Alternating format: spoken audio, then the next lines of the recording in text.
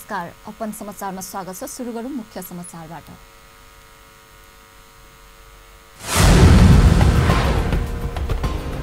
बारामा अज्ञात समूहद्वारा एकजना वृद्धको हत्या, थप अनुसन्धान जारी। कोरोना अवस्थाको केन्द्र जनकपुर धाम राज्यको नीतिमा कहिले पनि प्राथमिकतामा पर्न नसकेको मुख्यमन्त्री राउतले गुनासो। आगामी 2 वर्षमा 2 लाख पर्यटक भित्राउने महत्वाकांक्षी लक्ष्य पूरा गर्ने आधार तयार भएको सरकारको दाबी। मुठीदान गरेर क्रिकेट खेलको आयोजना गर्ने गौतम होटलद्वारा खेल सामग्री प्रदान।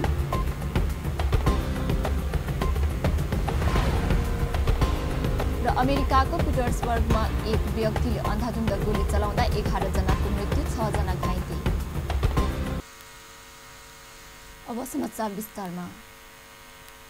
बारामा शनिबार राति एकजना वृद्धको हत्या भएको छ। कलैया उपमहानगरपालिका 23 कोइरिया टोलका झण्डै 60 वर्षीय नन्दलाल पटेलको अज्ञात समूहले हत्या गरेको प्रहरी नायक उपनिरीक्षक रञ्जित सिंह रठौरले बताउनुभयो। खाना खाएर घर नजिकै गोठमा गएको बेला अज्ञात समूहले घाँटी रेटेर पटेलको हत्या गरेको हो। घटना राति 8:30 बजेको घटनाका बारेमा थप अनुसन्धान भइरहेको प्रहरी नायक उपनिरीक्षक रठौरले जानकारी दिनुभयो।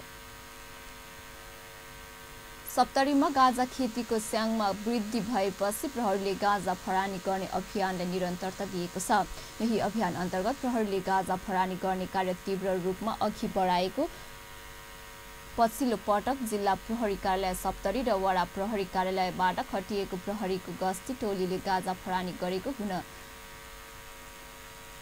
राजविराज नगरपालिका 12 मा लगाइएको 1000 गाँजाको बोट नष्ट गरिएको प्रहरी नायक उपनिरीक्षक भव्य श्रीमालले बताउनुभयो।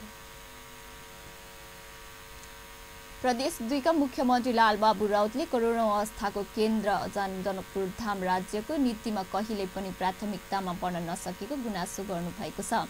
राम जानकी विवाह पञ्चमी महोत्सव भव्यताका साथ मनाउन प्रदेश सरकारले 50 लाख दिने निर्णय गरेको भोलिपल्ट श्री सीताराम विवाह मणि मण्डप विकास समिति जनकपुर धामको आयोजनामा भएको शुभकामना आदान प्रदान कार्यक्रमलाई सम्बोधन गर्दै मुख्यमन्त्री राउतले राज्यको उदासीनताकै कारण जनकपुर धाम जस्तो पवित्र भूमिको प्रचार प्रसार हुने नसकेको आरोप समेत लगाएका छन्। राज्य की दृष्टि में आज दुनिया में प्रचार प्रसार नहीं, आज की आवश्यकता है कि ये जगह को हम लोग कैसे दुनिया में प्रचार प्रसार करें, कैसे दुनिया को बताएं कि ये जगह आपका मुक्ति का जगह है, आपका मोक्ष।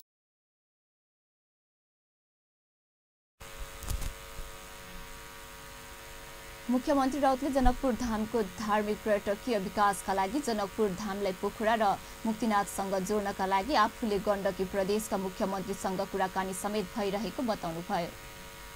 पोखरा गया था, पोखरा के वहाँ के मुख्यमंत्री से, वहाँ के जो पर्यटन मंत्री है उनसे बात हुआ कि एक कम से कम जनकपुर और पोखरा को जोड़ा जाए, पोखरा से मुक्तिनाथ को जोड़ा जाए। जो तीर्थयात्री, जो टूरिस्ट, खास करके जो धार्मिक टूरिस्ट यहाँ आते हैं वो पोखरा जाए, वो मुक्तिनाथ जाए, वो अन्य पशुपतिनाथ जाए। ये सारे जगह पर उनका कैसे उनका एक्सेस हो सके, कैसे वो जा सके। तो इस संदर्भ में हम भी अभी का जो पर्यटन मंत्री है रविंद्र अधिकारी से भी मिले, कहे जे आप कम से कम जो जनकपुर का जो एयरपोर्ट है उसको बढ़ाया जाए।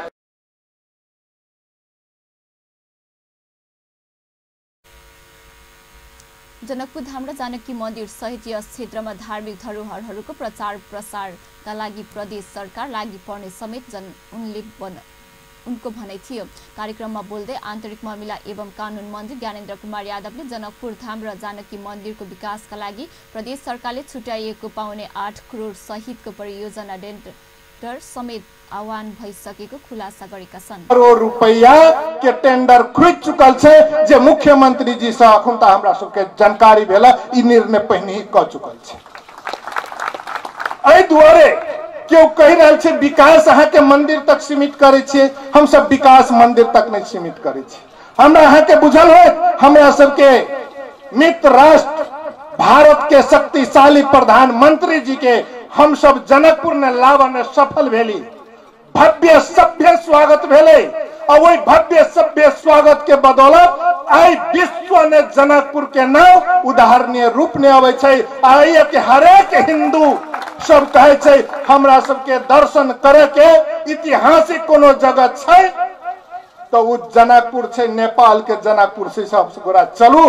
अजी विश्व के विभिन्न जगह के हिंदू सबके अगर हम सब जनकपुर में लावा सकली, उ पर्यटक सबके जनकपुर में हम सब लागा सकली, ओकरा हम सब भव्य स्वागत करा सकली, ओकरा जनकपुर के महत्व के बारे में हम सब जानकारी करावा सकली, तो काल खाना के दिन में प्रदेश नंबर 2 आर्थिक रूप से समृद्ध।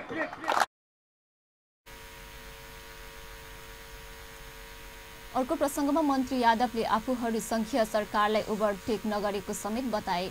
उनले चुनावमा जनतालाई दिएको वचन पूरा गर्ने काम सरकारले गरेको र यस्ता धेरै कामहरू गर्दै जाने र कसैको अवरोध नसहने चेतावनी दिएका छन्। कायम रह के प्रयास प्रदेश नंबर 2 के सरकार के हमरा सबके केकरो ओवरटेक करे के आवश्यकता नहीं, हम सब ओवरटेक करे के प्रयासों नहीं छी। हम सब सीधे जनता के जे बाचा देने छे वही बाचा पर प्रदेश सरकार खड़ा उतर के प्रयास कर रहा है।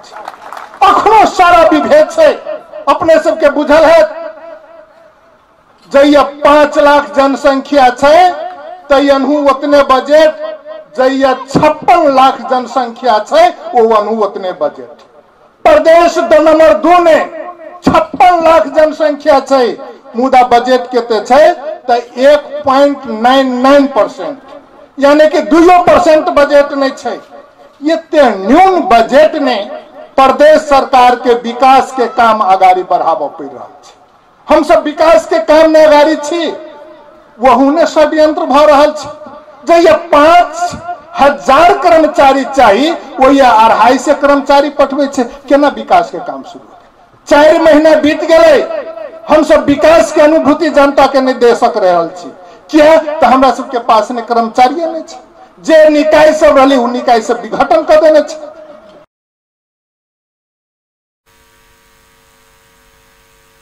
मन्त्री यादवले मणि मण्डपको विकासका लागि कुनै पनि कसर बाँकी नराख्ने समेत स्पष्ट पारेका छन्।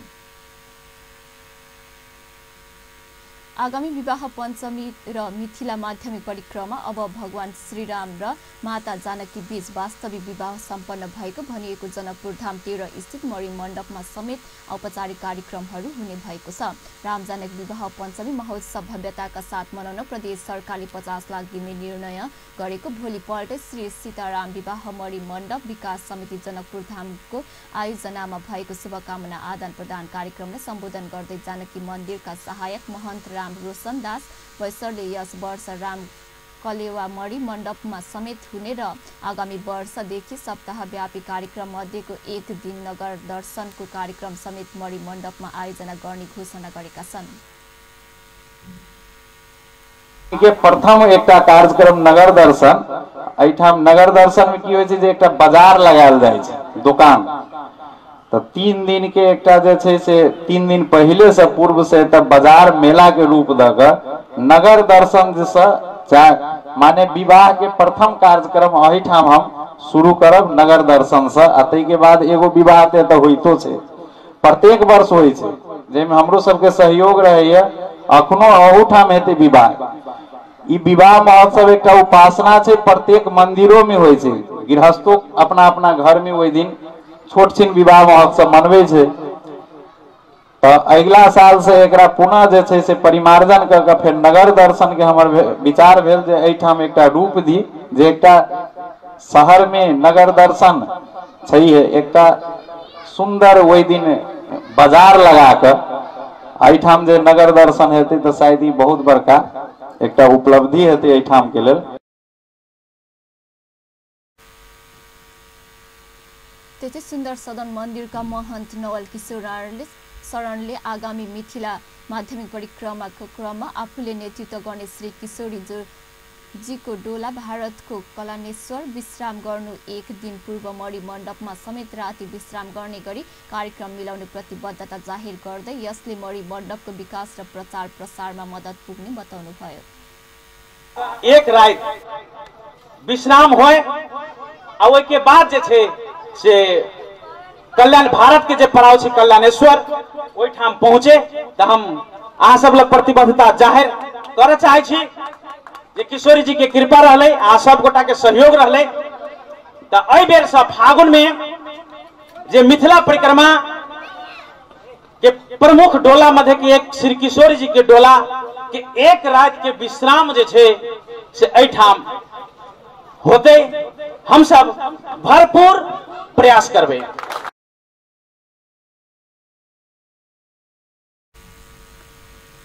महन्तहरूले मणिमण्डप केन्द्रित कार्यक्रमहरू घोषणा गरेपछि आयोजकले खुसी व्यक्त गरेका थिए।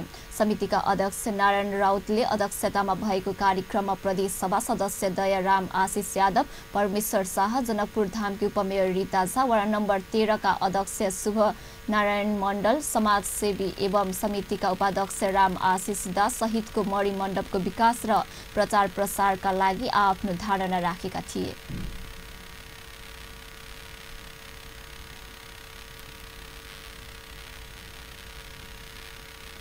अब समाचारमा केही बेर विश्रामपछि समाचारमा स्वागत छ। अब बाँकी समाचार।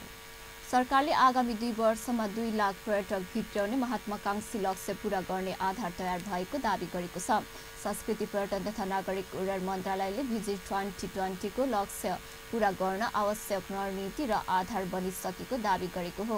पर्यटकीय गन्तव्यको पहिचान र प्रबन्धन तथा सूचना प्रविधिको अधिकतम प्रयोग गर्दै आगामी 2 वर्षमा 20 लाख पर्यटक भित्राउन सरकार सफल हुने मन्त्रालयका सचिव कृष्ण देवकोटाले बताउनुभयो। ऐतिहासिक सम्पदा र पर्यटकीय पूर्वाधारको निर्माण पनि सन्तोषजनक रहेको सचिव देवकोटाको भनाइ छ। सरकारले पूर्वाधारको विकासको दावी गरिरहँदा अन्तर्राष्ट्रिय उडानका लागि विमानस्थलको एउटै विकल्प छ। नेपालमा हाल रहेको पर्यटकीय मार्ग, ऐतिहासिक स्थल र सम्पदाको प्रबन्धनका लागि सूचना प्रविधिको अधिकतम प्रयोग गरिने सचिव देवकोटाको भनाइ छ। यसका लागि अन्तर्राष्ट्रिय समाचार माध्यमहरूबाट प्रचार प्रसार गर्नुका साथै सामाजिक सञ्जालको उच्चतम उपयोग गर्ने तयारी सरकारको छ। यसअघि लोल्टी प्लानेट नामक एक संस्थाले विश्वका उत्कृष्ट घुम्न लायक 10 शहरको सूचीमा काठमाडौँलाई 5औं स्थानमा राखेको छ। प्रमुख प्रतिपक्ष दल नेपाली कांग्रेसको अवरोधपछि स्थगित कर्णाली प्रदेश सभाको बैठक बस्ने भएको छ। चालु अवको वार्षिक कार्यक्रम रातो किताब उपलब्ध नगराएको भन्दै कांग्रेसले असोज 23 र 26 गतेको बैठक अवरोध गरेपछि बैठक स्थगित भएको थियो। शनिबार प्रदेश सभा सचिवालयमा बसेको कार्यव्यवस्था परामर्श समिति बैठकमा सरकार र कांग्रेसबीच सहमति जुटेपछि आइतबार दिउँसो 1 बजेका लागि बैठक बोलाइएको कर्णाली प्रदेश सभा सचिवालयले जानकारी दिएको छ। सांसदलाई रातो किताब उपलब्ध गराउने प्रदेश सभा र सरकारका पदाधिकारीहरूको सेवा सुविधा सम्बन्धी विधेयक ल्याउन भइरहेको ढिलाइप्रति मुख्यमन्त्रीले धारणा राख्ने कार्यसूची तय भएको छ। मोहन वैद्य नेतृत्वको नेपाल कम्युनिस्ट पार्टी माओवादी क्रान्तिकारीले वैचारिक राजनीतिक प्रशिक्षण कार्यक्रम सुरु गरेको छ। नेपाल कम्युनिस्ट पार्टी माओवादी क्रान्तिकारीका महासचिव वैद्य आइतबार काठमाडौँमा एक कार्यक्रमका बीच पार्टीको वैचारिक राजनीतिक प्रशिक्षण कार्यक्रम शुभारम्भ गर्नुभएको हो। पार्टी स्कुल विभागले आयोजना गरेको प्रशिक्षण कार्यक्रममा मार्क्सवादका मुख्य अवधारणाहरू, मार्क्सवादी दर्शन र राजनीतिक अर्थशास्त्र र वैज्ञानिक समाजवादका विषयमा पार्टी नेताहरूलाई प्रशिक्षण दिनेछ। वैचारिक राजनीतिक रूपमा पार्टीका नेताहरूलाई सक्षम बनाउन सो प्रशिक्षण कार्यक्रम आयोजना गर्नु परेको पार्टीका वरिष्ठ नेता सीपी गजुरेलले जानकारी दिनुभयो। मार्क्सवादका 3टा संगठक अङ्ग दर्शन भयो, द्वन्द्वात्मक भौतिकवाद र ऐतिहासिक भौतिकवाद, अर्को राजनीतिक अर्थशास्त्र र वैज्ञानिक समाजवाद। यिनै 3टा संगठक अङ्गका विविध विषयहरू, त्यसका चाहिँ थुप्रै चाहिँ शाखा प्रशाखाहरू हुन्छन्। तिनै विषयहरू नै मुख्य चाहिँ अहिले प्रशिक्षणका विषयहरू हुन्छन्। मुख्यतः यो वैचारिक राजनीतिक प्रशिक्षण हो। तर त्यसमा चाहिँ अलिकति केही ढिलो हुन पनि सक्छ होला। प्रशिक्षणमा प्रदेशबाट प्रतिनिधित्व गर्नुभएका पार्टीका 60 जना भन्दा बढी केन्द्रीय सदस्यहरू सहभागी हुनुभएको छ। 7 दिनसम्म सञ्चालन हुने सो प्रशिक्षण कार्यक्रमले पार्टीभित्रको वैचारिक धारणालाई बलियो बनाउने पार्टीले विश्वास लिएको छ। अब समाचारमा फेरि केही बेर विश्रामपछि समाचारमा स्वागत छ। अब बाँकी समाचार। गौतम होटल बर्दिवास महोत्तरीका प्रबन्धक हिरा गौतमले क्रिकेट खेलाडीलाई 1 लाख रुपैयाँ बराबरको खेल सामग्री प्रदान गरेका छन्। पत्रकार सम्मेलन गरेर उनले महोत्तरीको बर्दिवास नगरपालिका वडा नम्बर 13 बिजलपुर स्थित बिजलपुरा स्पोर्ट्स क्लबलाई क्रिकेटका खेल सामग्री हस्तान्तरण गरेका हुन्। क्लबले बर्दिवास नगरपालिका स्तरीय क्रिकेट टुर्नामेन्टको आयोजना गर्न मुठीदान अभियान सञ्चालन गरेको थाहा पाएर समाजसेवी समेत रहेको होटलका प्रबन्धक गौतमले ब्याट, विकेट, जर्सी लगायतका खेल सामग्री प्रदान गरेका छन्। हिन्दूहरूको महान चाड दीपावली तथा छठ पर्वको उपलक्ष्यमा कार्तिक 11 गतेबाट 7 दिवसीय क्रिकेट खेलको बिजलपुरमा आयोजना हुँदैछ। स्थानीय सुखलाल महतो अध्यक्षतामा क्रिकेट खेल सञ्चालन समिति गठन गरेको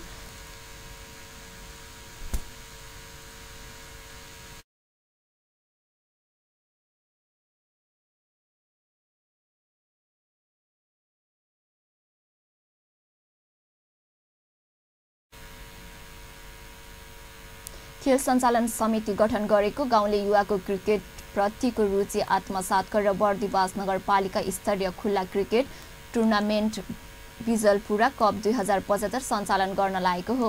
खेलाडीहरूलाई खेल सामग्री प्रदान गर्दै समाजसेवी हिरा गौतमले खेलले समाज राष्ट्रलाई चिनाउने भएकाले खेलाडीलाई सबैले सहयोग गर्नुपर्नेमा जोड दिनुभयो। क्रिकेट खेलको मुख्य प्रायोजक गौतम होटल समेत बनेको छ। क्रिकेट खेलको महोत्तरीका 1 दर्जन मिडियाहरूले मिडिया पार्टनरको रूपमा सहयोगी बनेका छन्। 1 सातासम्म चल्ने खेलमा कम्तीमा 2 लाख खर्च हुने क्रिकेट खेल आयोजना बिजलपुरा स्पोर्ट क्लबका कप्तान ज्ञानेन्द्र सिंहले बताएका छन्।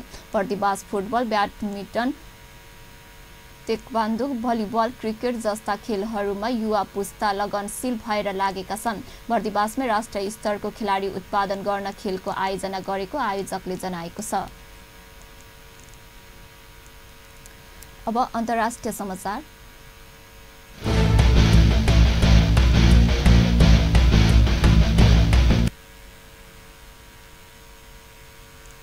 अमेरिकाको पिट्सबर्गमा एक व्यक्तिले अन्धाधुन्द गोली चलाउँदा 11 जनाको मृत्यु भएको छ। 6 जना घाइते भएका छन्। यहीहरूको बसोबास रहेको स्क्युरियल हिल क्षेत्रमा बन्दुक आक्रमण भएको हो। अन्धाधुन्द गोली चलाएपछि उक्त व्यक्तिले आत्मसमर्पण गरेको बीबीसीले लेखेको छ। आक्रमणकारी 46 वर्षीय रोबर्ट बोर्स नामक व्यक्ति रहेको बताइएको छ, तर उनले किन गोली चलाए भन्ने खुलेको छैन। यहीहरूको प्रार्थना चलिरहेको बेला गोली चलेको थियो।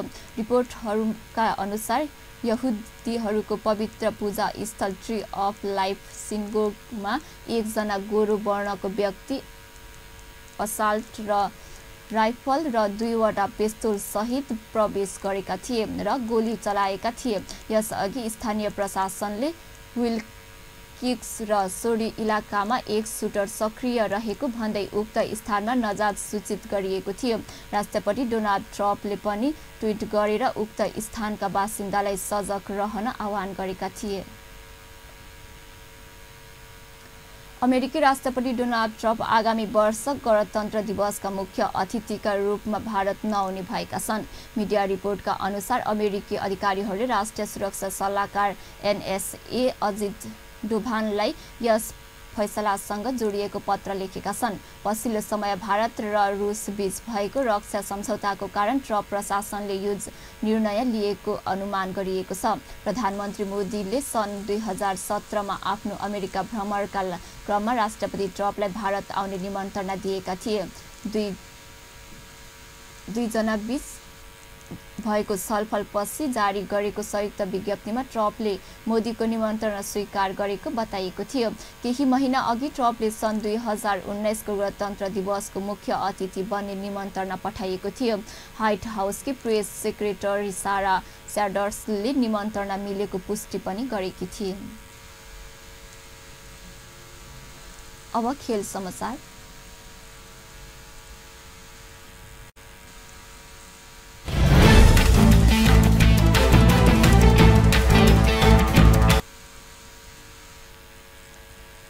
Pokhara premier league PPL cricket अन्तर्गत भएको खेलमा धनगढी ब्लुजले विराटनगर टाइन्सलाई 183 रनले लक्ष्य दिएको छ। पोखरा रङ्गशालामा टस हारेर ब्याटिङ गरेको धनगढीले निध प्रति 20 ओभरमा 182 रन बनाएको हो। धनगढीका लागि पिटर ट्रेगोले अर्धशतकको योगदान गरे। 38 रनमा तेस्रो विकेट गुमाएको धनगढीको स्कोर दिपेन्द्र सिंह एरी र पिटर ट्रेगोले उकासे। एरीले 29 र ट्रेगोले 53 रनको योगदान गरे। एरी र ट्रेगोले साझेदारी 60 रनको थियो। PPLमा अर्धशतक हान्ने ट्रेगो चौथो खेलाडी बने। धनगढीको सुरुवात खराब रह्यो। उसका ओपनरद्वय सन्दीप सुनार र ड्वेन लरेन्स सस्तैमा गुमे। सुनार 9 र लरेन्स 2 रनमा पेभिलियन फर्किएपछि दिलीप नाथ आए, तर उनी पनि चल्न सकेनन्। उनी 8 रनमा आउट भए। सौरभ खानले 41 रन जोडे। सन्दीप जोराले 12 रन, मन्जित श्रेष्ठले 1 रन बनाए। बलिङतर्फ जितेन्द्र मुखियाले 4 विकेट लिए। अन्त्यमा मुख्य समाचार पुनः एकपटक। बारामा अज्ञात समूहद्वारा एकजना वृद्धको हत्या, थप अनुसन्धान जारी। पूर्वावस्थाको केन्द्र जनकपुर धाम राज्यको नीतिमा कहिल्यै पनि प्राथमिकतामा पर्न नसकेको मुख्यमन्त्री राउतको गुनासो। आगामी 2 वर्षमा 20 लाख पर्यटक भित्राउने महत्वाकांक्षी लक्ष्य पूरा गर्ने आधार तयार भएको सरकारको दावी। मुठीदान गरेर क्रिकेट खेलको आयोजना गर्ने गौतम होटलद्वारा खेल सामग्री प्रदान। र अमेरिकाको पिटर्सबर्गमा एक व्यक्तिले अन्धाधुन्द गोली चलाउँदा 11 जनाको मृत्यु, 6 जना घाइते। हस्त अहिलेलाई समाचार यति नै। पल पल खबर तेज नजर अपन टेलिभिजन हेर्दै गर्नुहोला। नमस्कार।